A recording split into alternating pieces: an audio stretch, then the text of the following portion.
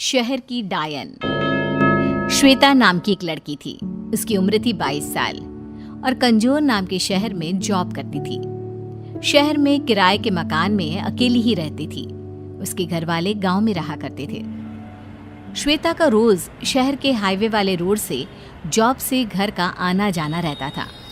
एक रात को श्वेता जॉब से देरी से आती है। रात को जब वो हाईवे वाले रोड से आ रही होती है, सुमसाम सड़क पर चलते हुए वो देखती है कि कुछ लड़के शराब पीकर गाड़ी चला रहे हैं। वो लड़के बिल्कुल नशे में होते हैं, जिसकी वजह से वो गाड़ी टेढ़ी मेढ़ी चला रहे होते हैं। हे भगवान, कितने गंदे लड़के हैं!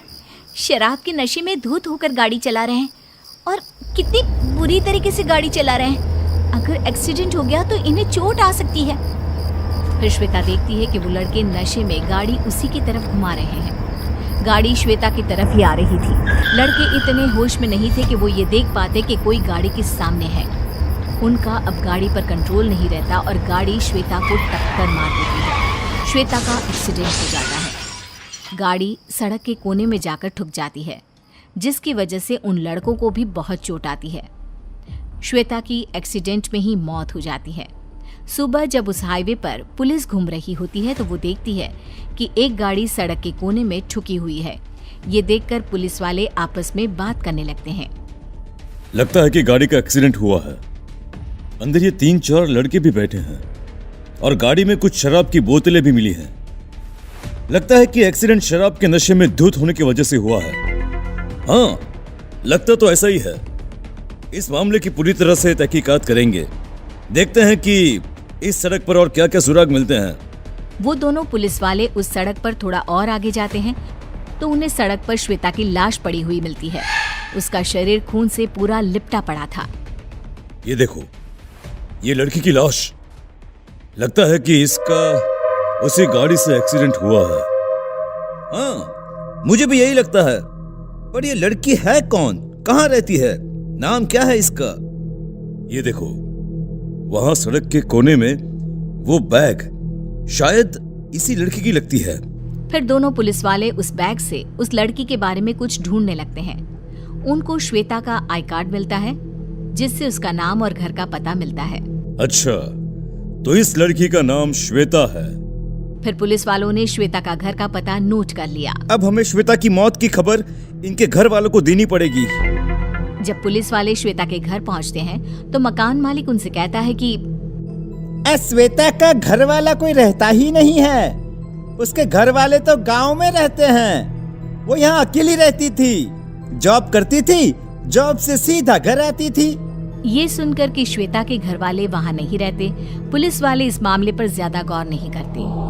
उसी रात को जहाँ श्वेता की मौत हुई थी, वहाँ एक डायन बैठी हुई थी।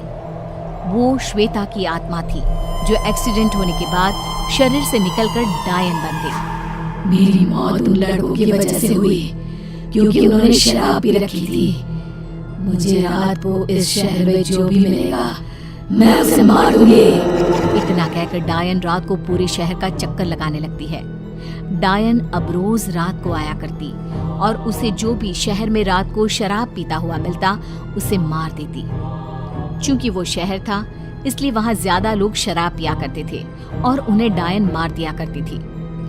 पुलिस के पास इस हादसे की कंप्लेंट्स ज्यादा आने लगी, तो पुलिस भी चिंता में पड़ गई कि आखिर यह कत्ल कौन कर रहा है। पुलिस को ये तो समझ में आ रहा था कि कत्ल सिर्फ उसी का हो रहा है जो शराब पीता है।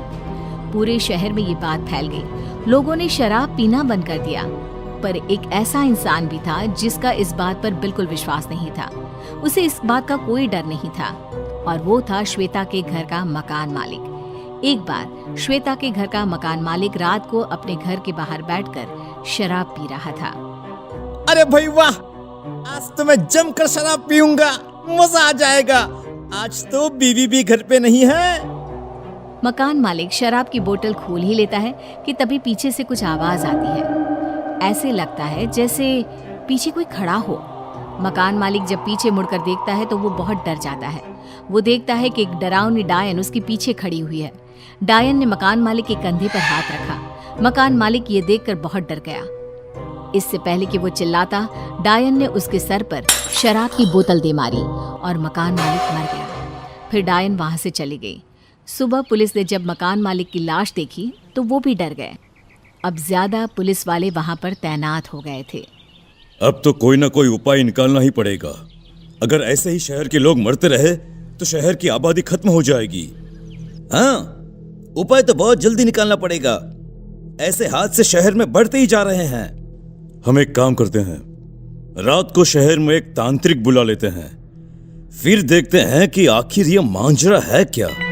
वो दोनों पुलिस वाले ऐसा ही करते हैं। एक रात को शहर के सबसे बड़े तांत्रिक को बुलाकर उसे सारी बात बताते हैं और एक गली में उन्हें बिठाकर उनके सामने नकली शराब की बोतल रख देते हैं, ताकि मारने वाले को लगे कि वो आदमी शराब पी रहा है, और अगर वो उस पर हमला करे तो इन लोगों को पता चल जाएगा कि आखिर शहर में कत्ल कौन कर रहा है। तांत्रिक वहीं गली में बैठकर अपना तंत्र मंत्र का सामान अपने झोले में रखकर तैयार रहता है और अपने सामने शराब की बोतल रख देता है। वो डायन वहीं शहर की गलियों में घूम रही होती है। तभी उसकी नजर उस तांत्रिक पर पड़ती है। अरे वाह, मिल गया मुझे अपना शिकार। अब मैं इसे नहीं छोड़ूंगी, मैं इसे मार दूंगी। जो भी शहर में शराब पिएगा मैं उन सबको मार दूंगी, किसी को नहीं छोड़ूंगी। इतना कहकर डायन उस तांत्रिक को मारने उसके पास चली जाती है। डायन धीरे से उस तांत्रिक के पीछे आती है। तांत्रिक को डायन के आने की आहट सुनाई पड़ जाती है। जैसे ही डायन उसके कंधे पर हाथ रखने वाली होती है, तांत्रिक अपने झोले में से पवित्र जल निकालकर उसके ऊपर फेंक देता है। पवित्र जल पड़ते ही डायन को जलन होने लगती है और वो बहुत जोर जोर से दर्द में चिल्ला उठती है। तांत्रिक मौका देखकर जादू टोने वाली रस्सी से उस डायन को बांध लेता है और अपने सामने बिठा देता है। बता डायन, तू यहाँ क्यों आई है? क्यों शहर की गलियों में घूमती रहती है?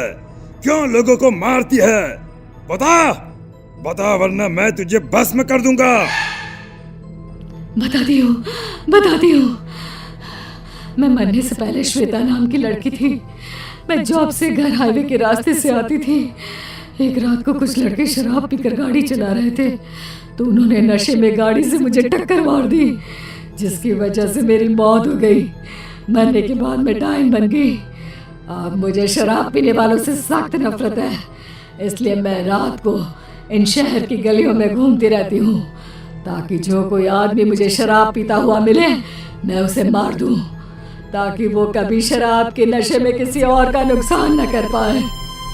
देखो, मैं तुम्हारी तकलीफ समझ सकता हूँ। तुम इस शहर में जो बदलाव लाना चाहती हो वो अच्छी बात है, पर तुम इसे गलत तरीके से बढ़ा रही हो। मैं इस बदलाव को लाने में तुम्हारी मदद करूंगा, पर तुम्हें मुझे वादा करना होगा कि तुम इस शहर में कभी वापस नहीं आओगी। तुम ये शहर हमेशा हमेशा के लिए छोड़ के चली जाओगी। वादा करो।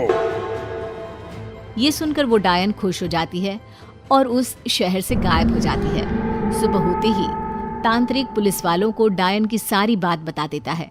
पुलिस वाले भी इस समस्या को समझते हैं और सरकार से इस बात की अपील करते हैं। फिर सरकार पूरे देश में शराब को बैन कर देती है, जिसकी वजह से कोई भी शराब नहीं पीता और शहर में एक्सीडेंट के हादसे भी कम होने लगते हैं।